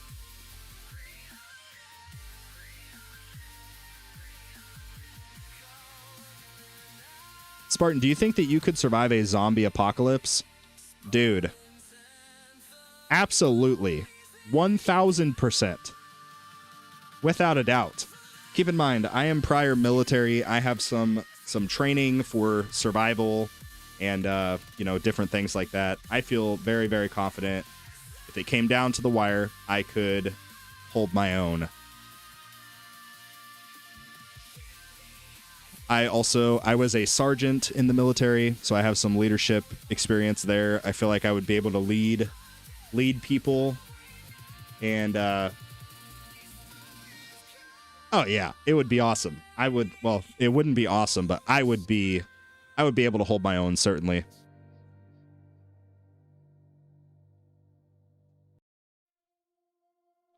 I'm staying in champs without permanent black hole, but it would help a lot. Yeah. Like I said, it's been so long since I've been in champions, so it's like, and the game has changed so much since that point. Like, let me show you guys. It's gonna piss a lot of you off, but I think it's funny, so I'm gonna show you guys. So let me just scroll back a little bit. Whoops. Let me scroll back a little bit. God, we have been in Legends forever. Okay, so here we go. When I was in champions, getting into champions, let's start there for fun. Getting into champions, you needed 700 waves plus or minus to get into champions. Yeah, to stay in champions. Yeah, like look at this. 400 waves, rank 20. 440, rank 20. So staying in champions with under 500 waves. Almost under 400 waves. When did I get promoted the first time? Okay. Right here. Got rank 3 with 1172 waves in champions. And then got promoted to legends. Got 150 waves. Got sent back down. Got rank 2 with 1268 waves. Got sent back down with 155 waves. Oh no, I'm sorry. I stayed in. Yeah, so this is the evidence of bracket RNG right here. Check this out. Rank 22 versus rank 28 with the same wave count. So anyway, yeah, that's just kind of interesting. So I only bounced back and forth, I guess, what is this, 3 total times before I consistently stayed in. Yeah. So 3 total times I bounced back and forth, and then I was able to stay in after that. But yeah, initially staying in Legends with under 200 waves, or 200 waves on average, I should say. And then when did I first get keys? First got keys right here, June of 2025. I got rank 12 with 373 waves. 373 waves. Yeah. Here's some more 360 waves, rank 13. That's keys. And yeah, you can see, you know, the rest is kind of history at that point. But yeah, that's not to discourage you. I just wanted to show you guys the reality of how much this game has changed and how terrible tournaments have become. So I completely understand. Everybody's asking me for like guides for tournaments, and I'm like, bro, I don't even know what to tell you. You know, it's like the game has changed so much.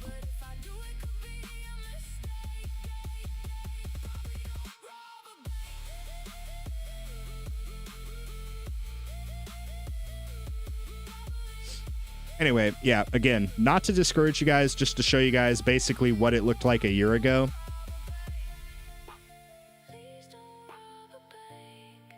But the silver lining here is this. They have announced that their major goal for V29, the next major update, it's going to be, from my understanding, heavily fixated on tournaments. You know, version 27 and a lot of version 28 was really focused on modules, improving the sentiment around that, and also adding a bunch of new modules into the game. We saw banners, the category banners like the core, generator, cannon, etc. We saw the lucky banner.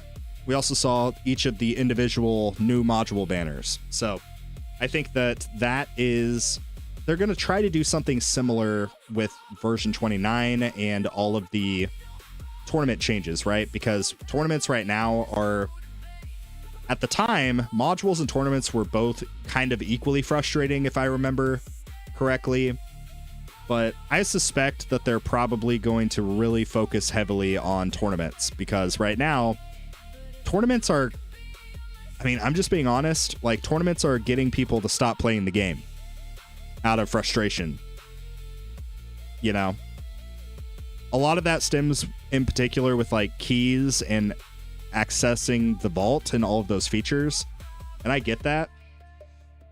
So I suspect version 29 is going to be all about tournaments, if I had to guess.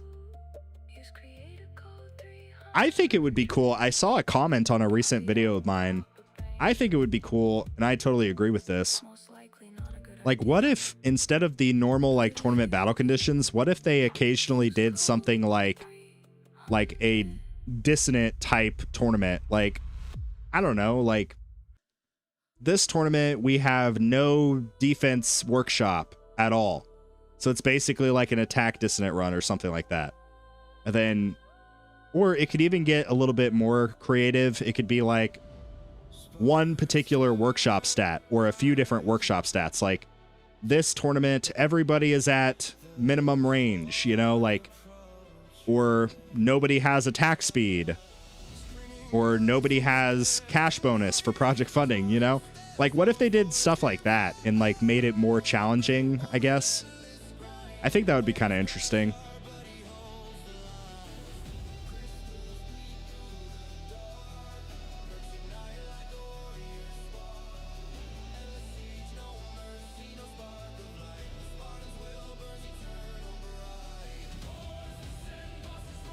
I just started playing the game on June 22nd, 2026, and just hit wave 4,500 on tier 1. Let's go. Should I continue farming tier 1 or start tier 2? Yeah. Continue farming tier 1. You'll be in tier 1 for quite a while. I would not suggest farming tier 2. As soon as you can get the milestone completed, do it, like the 4,500 milestone, but don't farm tier 2. It's just not profitable. So once you're able to get to around like 6,000 waves in tier 3, that would be a good point to start kind of farming that consistently. Like 6,500 waves in tier 3, that would be a really good time to jump to tier 3. It'll take you a little bit to get there, obviously, but tier 1 is usually where people spend the most time in this game until you get way later like I am. The mid game, I feel like people are able to bounce through the tiers relatively quickly, especially like everything like tier 3 to tier 10. I feel like on Spartan Jr. I did that in the span of like 2 months, maybe even less. Tier 10 is obviously where things start to get a little bit more complicated, and it sort of takes more time again. And then tier 11, tier 11's just like a whole can of worms in and of itself. But to be honest, I'm probably better off demoting on purpose and getting first in gold. Like I bet people are for plat.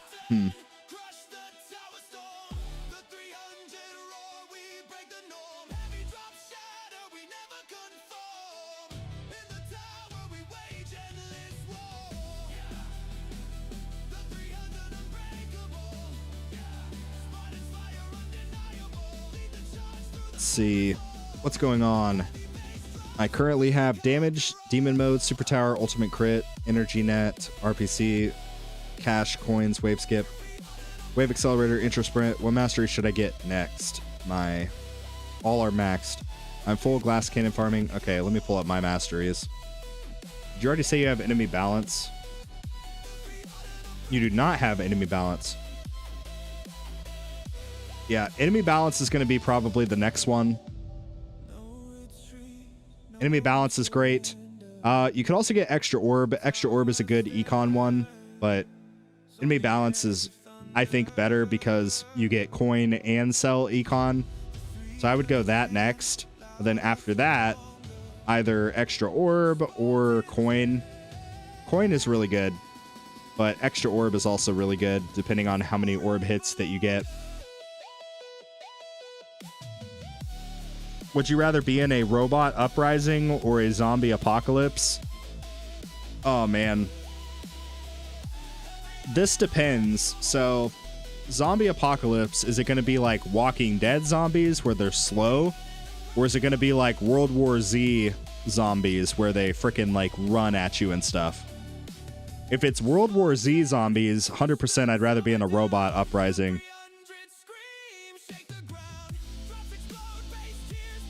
I don't know. I feel like robots would be a lot more efficient with like wiping out the human race and a lot cleaner about it versus like literally just getting eaten alive by zombies. So I feel like, yeah, I'd probably regardless prefer the robot uprising. Because the robots, you know, they would come together and they would just like drop a nuke on the planet Earth, like the whole planet. You know, and then that would just be the end of it versus a zombie apocalypse. It would be like a brutal, slow, gruesome experience, you know. You would see not only like yourself get eaten alive, but like your friends, your family. Oh, it would be terrible, dude. I would not want to experience that, bro. No.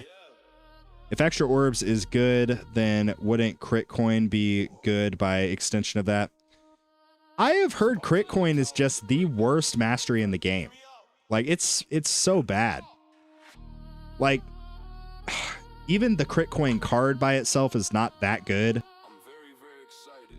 But yeah, the mastery is like, I probably will not get this anytime soon. Like, this might be the last one that I get. It's absolutely terrible.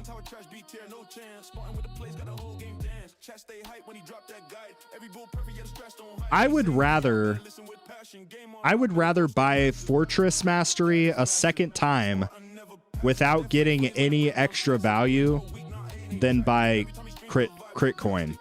I don't know. That's my opinion. Yeah, crit coin, they need to rework crit coin. It freaking sucks. What up, Callie? Q later. Oh boy. Anyway, do robots make more robots, or is there a chance that at some point all the robots are gone? I would assume that they would, you know, because they would be intelligent, right? It would be like an AI kind of situation, like Age of Ultron, where, you know, they're able to basically create more robots. I don't know. That, if I had to guess, that's probably it. But yeah, regardless, even in the event of robot versus zombie apocalypse, I would rather just die to a robot than get literally eaten alive by a freaking zombie. And then you turn into a zombie. I don't want to be a zombie. What if I accidentally eat all of my friends? You know, I would much rather just have a robot kill me, and then that's the end of it. Thanks for the info, party people. Yeah, no worries, no worries. Yeah, crit coin freaking sucks, man. It's so bad.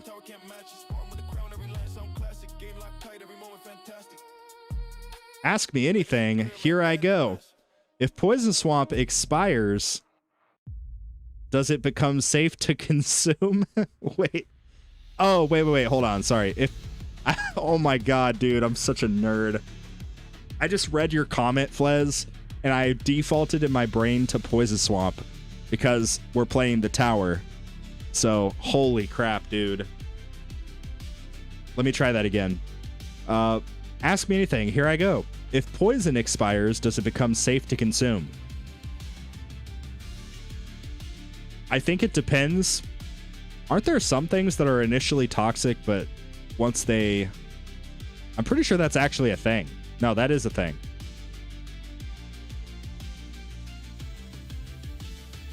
That is definitely a thing. You skip me. What did I skip? I don't see any messages. What did you say? Yeah, I don't see any messages. Let's see.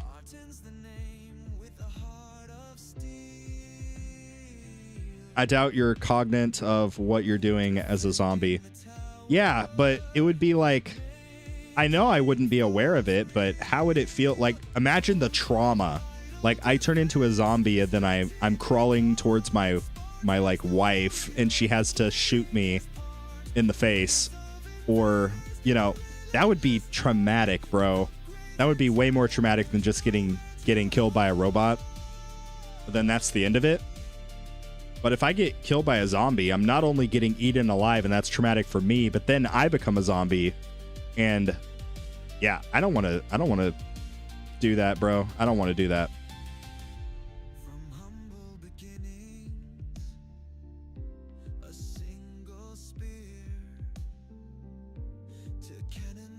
Imagine asking a tower question in an Ask Me Anything tower stream. Hey, it's all good. We've had some personal questions. We've had some tower questions. We've had some just random ass, like, like the zombie thing. It's cool, dude. It's cool. We're just chilling. We're chilling. How important is having Spotlight? I don't have the choice. 1,250 stones. Should I save for it? Yeah, it's pretty important, but even so, like, you need at least 3 quantity to really get good value from it, and a pretty decent angle. So I don't know. I mean, that's kind of up to you. If you feel like it would be better to just work on your current stuff, then I'd probably just go for that. But it is helpful. It's an additional multiplier. I think it also depends a little bit on if you buy stone packs or not. If you buy stone packs, maybe just go ahead and save for it. Imagine COVID-19 was a zombie. Oh boy. Yeah, that would be terrifying.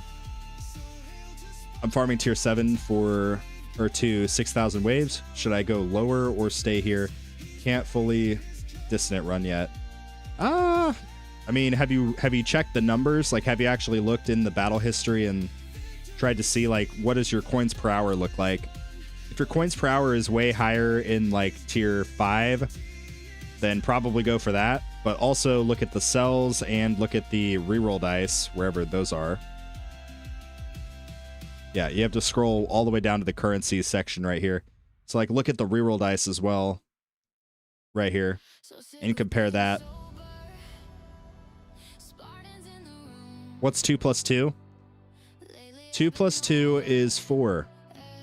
Bro, okay, Wumpus, that reminds me. I saw a freaking TikTok. It made me so angry. It made me irrationally angry. It was these two like women on a podcast, and one of them had a tattoo on her like forearm, and the other girl like asked her about it. She was like, "Hey, I see your tattoo says 1 + 1 = 11." And she was like, "Can you explain that?" And she was like, "Yeah, you know, 1 + 1, it doesn't equal 2 like people think. That's just so close-minded. It actually equals 11. I was like, bro, this is the dumbest shit I have ever heard in my entire life. Oh my god. Oh, it's so stupid. Anyway. But the other girl on the podcast, she was like hyping her up. She was like, I totally see what you're talking about, girl. Good for you, girl. Go get it, girl. I was like, good Lord Almighty. Can we please go back to reality? As a streamer, are you able to write off stone pack costs on your taxes? If you aren't, you should look into it. Yeah, I mean, I tried to do that for my 2025 taxes. Knock on wood. I haven't been audited yet. So IRS, if you're watching, Please don't audit me. But yeah. Yeah, I do. Because in a way, I don't see how it couldn't be associated with my quote-unquote business, because, yeah, like, if I buy stone packs for myself, that's directly correlated to my content, because what are we doing right now? What are you guys looking at right now? My tower, right? If I buy stone packs for a giveaway, guess what? That's also content, you know? So, yeah, I feel fairly confident that in the event I did get audited, it would get overturned very quickly. But yeah, I'm not overly concerned about it. Good question, though. Spartan Jr. is missing out on tax breaks, it sounds like. Yeah, dude. Yeah, dude. Oh, man. I tell you what, man. If I was allowed to buy stone packs on Spartan Jr., we would be in champions right now. We might actually even be close to touching legends. Oh, man.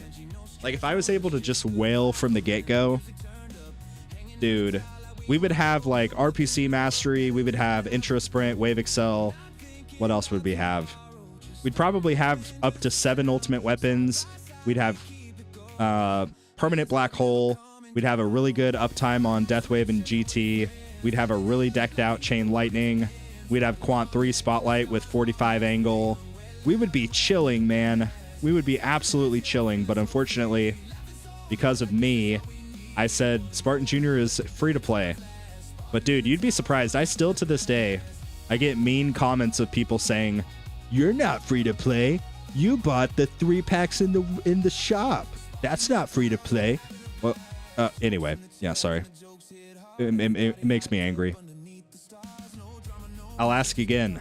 Spartan, Pokemon card opening when? I would first need to buy some Pokemon cards to open, but, or if whenever I get my P.O. box in the whenever I set up my P.O. box and have somebody mail me some Pokemon cards, maybe I could do it. And then turn that into a video. What is Spartan Jr.'s stone count at? We are at 8,271. Yep.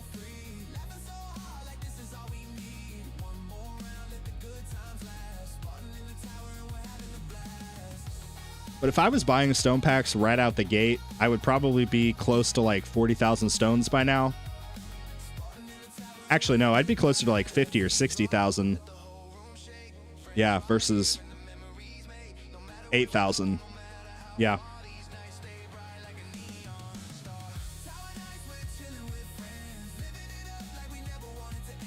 You should get the Prismatic Evolution series, aka the Traumatic Delusions.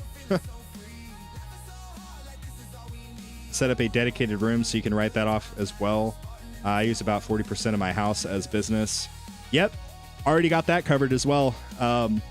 Yeah, for those of you that don't know, if you're self-employed and you work remote from home, you can write off a portion of your utilities of your house. There are contingencies and there's like, you know, there's some red tape and you have to be pretty specific on how you set it up. But yeah, like I have a quote unquote dedicated office space that is technically write-offable. Write-offable? It is able to be written off on my taxes. What is your biggest wish for V29? Ooh. Oh boy. Okay, do you want my selfish biggest, like the biggest wish I want?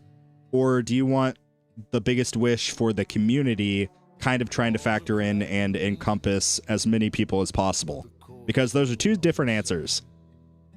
If we're talking about just me and my selfishness, I would love to see either a full-on rework to Smart Missiles, or more realistically, a dedicated core module for the Smart Missiles that does something and makes them not suck. That is what I would like to see.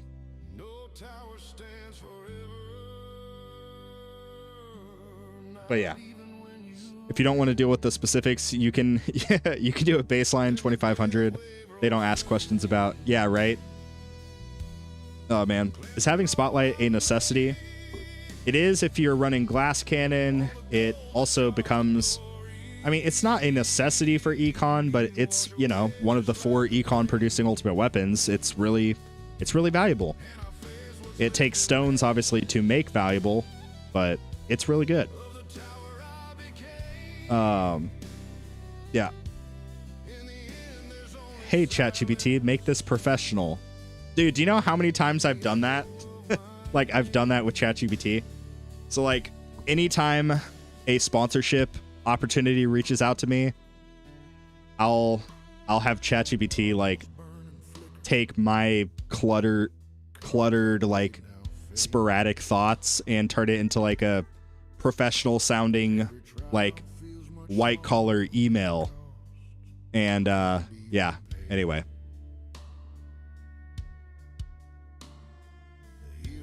I bought some sucky ultimate weapon. Oh no. Question, how was your day? Ugh, goodness, excuse me. My day's going good. Yeah. Probably gonna go outside in a little bit and mow the grass because it's like 2 feet tall. But yeah, my day's doing pretty good. I hope your day's doing good too. Let's see. What should my next upgrade combo cooldown? Oh wait. What should be my next upgrade? Combo cooldown to 180 seconds or death wave quantity +1 up to 2 waves. Death wave would help get more health in tournaments. I can't decide. Yeah, death wave is good. The death wave is pretty good. It'll be good for econ also. You'll tag more enemies and you'll tag more elite enemies, so you'll get more cells out of it. I'd probably go death wave 2.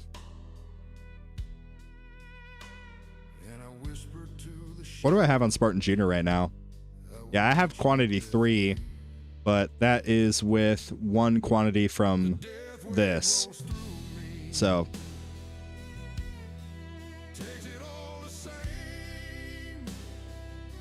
hey Spartan. What up, Study Mage? What up?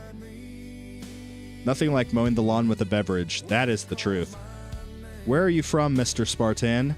I am out of the state of Arkansas in the United States of America.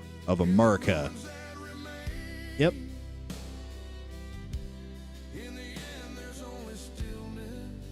Here's one. Do you think I'll make the tier 18 milestone? I have no idea, dude. I haven't seen your tower in a little bit. I have no idea. I mean, anything's possible, right? Question. What do you think over auto collect for the 5 gems button for 40 bucks? So what you're proposing is basically I spend $40 of real money and I have access to a feature that I can just instantly claim my gems whenever they show up. Yeah, dude, I'm buying that 100%. Do you know how many gems I would have? I would have like a bajillion gems. Yeah, 1000%.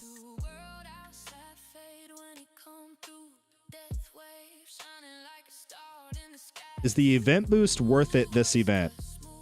I think so. Anytime there's a lab speed or coins relic in the premium category, I personally think it's a good event to get. Especially because we don't have any additional relics that cost medals. So all of the excess medals can go directly into your bots. So yeah, I think it's worth it.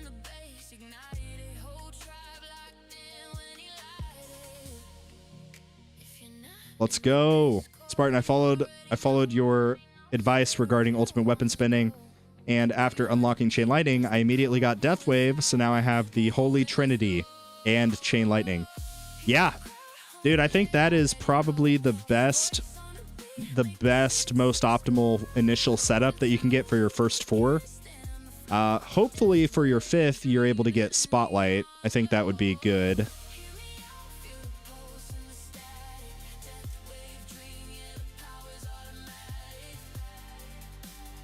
Oh, tier 18's lab speed? Oh, dude. Okay, yeah, you need to get this Study Mage. what do you think about the upcoming... Oh boy. Sorry guys, I'm very sleepy all of a sudden. I don't know why. Anyway, what do you think about the upcoming preset lab, and are you hoping for anything in V29?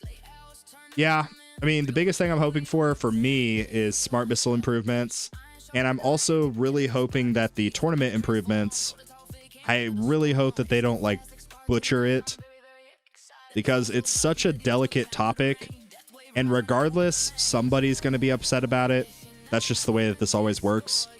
But I hope that they're able to do it in such a way that most people are at least somewhat satisfied, right? Like, the majority of the community is happy about it, and maybe certain people are not as happy about it. I think I'm really hoping for that. That's the biggest thing I'm nervous about with V29. Question, did Spartan Jr. manage to stay in champs?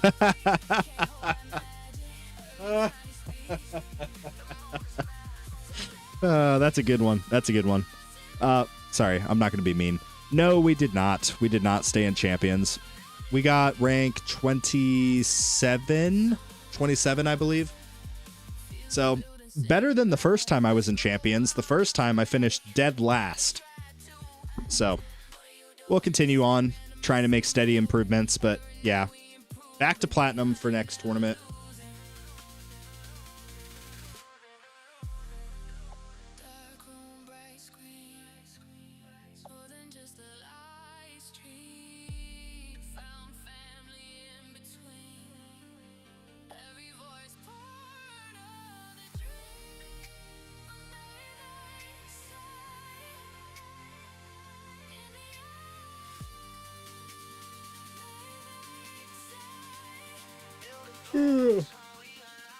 Oh my god, why am I yawning so much, bro?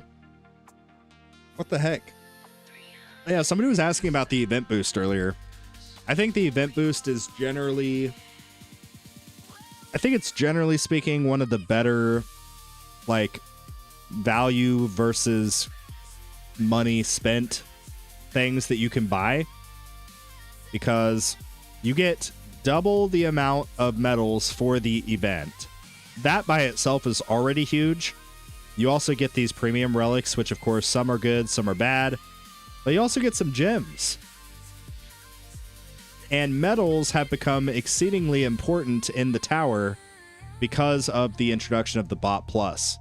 So like, yeah, if you've currently been spending your medals on this crap, the currencies, bro, please do not do it. Just trust me, do not do it. Because eventually you're going to get to where I am on Big Spartan and be like, man, it would be great to have way more bonus cells or way more, you know, any of this stuff, really. But because I spent so much time early wasting it on frickin' these, and even sometimes some of these, you know, I set myself way behind because of that.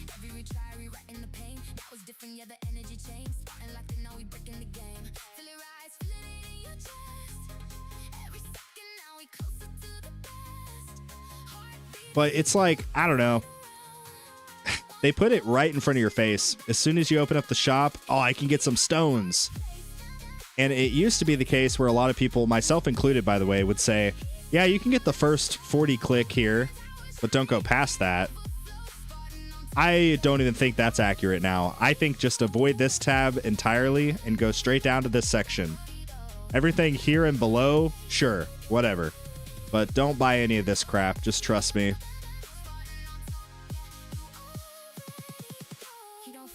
Hey, thank you for the gold coin, Millers. I appreciate it.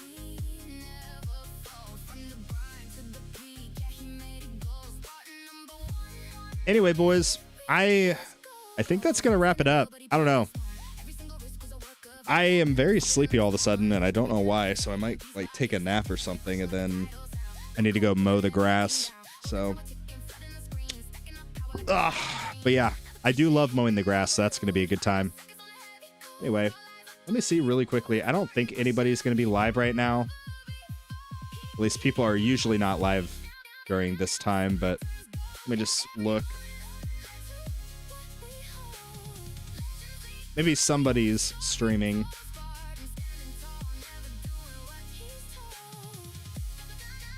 I am the only one live right now. Okay. Anyway, so I'm not going to send you guys to anybody because nobody else is there. But let's see. Aw, Chopperino, you just got here. Gosh dang it. Oh no, Miller's just got here too. Oh no, dude. I feel so bad. You should go live while I'm mowing. Okay, it would have to be silent, otherwise you'll just hear brrr the entire time from the frickin' lawnmower. But yeah, I'll just mute the audio and you can just watch me make some sick stripes with my mower. I got you, Millers. Actually, I'll record myself doing that and then just DM it to you. Anyway, all right, guys, that is going to be a wrap for the live stream for today. But please consider using creator code 300 if you purchase anything in the Tower web store or in-game app. It truly does support me a lot, and I really, really appreciate it. If you guys enjoyed the stream, do me a favor and put like a 1 in the chat or something like that. If you guys want to see more of these kind of random, sporadic question and answer style streams. Obviously, it goes without saying, I'm sorry I cannot get to everybody because I'm one person and, you know, there's a lot of people chatting and stuff, so I apologize. I cannot get to everybody, but I hope this was still valuable for you guys. Anyway, stream later today. Yeah, I'll probably go live on Twitch a little bit later, so if anybody wants to check me out over there, you get a little bit more behind the scenes, I guess. Also, I dropped a new video on my investing channel, so if you guys want to check that out, feel free to hit the link in the chat as well. I'm trying to launch this channel and get it going, so I see quite a few ones, so it looks like you guys did enjoy. So I'll probably try to do some more of these just kind of throughout the month randomly. But anyway, yeah, with that, if you're new to the channel, do me a favor and subscribe. And I don't think we have any other plugs to do. 07's in the chat. 07's in the chat. Feel free to hang out for the outro song if you'd like. But with that, that's going to conclude the content of today's stream. But thank you so much for watching. And like always, I will see you guys later. Spartan's live, Jack going crazy. Coming to tower, hands getting shaky. Link below, you already know. Type that code in, then we go, then we go. Store pulled up, heart so racing. One more run, we're all waiting. Hit that shop screen, do it for the team. Lock it in, hear the whole squad sing. Create a code, 300. Throw it in, let the love hit. We winning, everyone know it. 300, yeah, we all run it. Spartan in the tower, we find it. Every drop, every win, we've done it. Say it loud so the whole world hears it. Use the code 300. Use the code 300.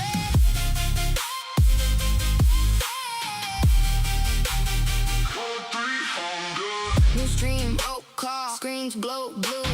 Same crew, same hall, clutch on the last floor. Voice getting rough, use that code fam.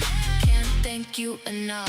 Stacking floors up, hearts so racing. One more run, we're all waiting. Hit that shop screen, do it for the team. Lock it in, hear the whole squad scream.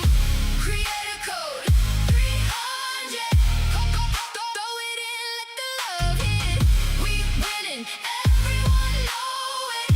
300, yeah, we all right.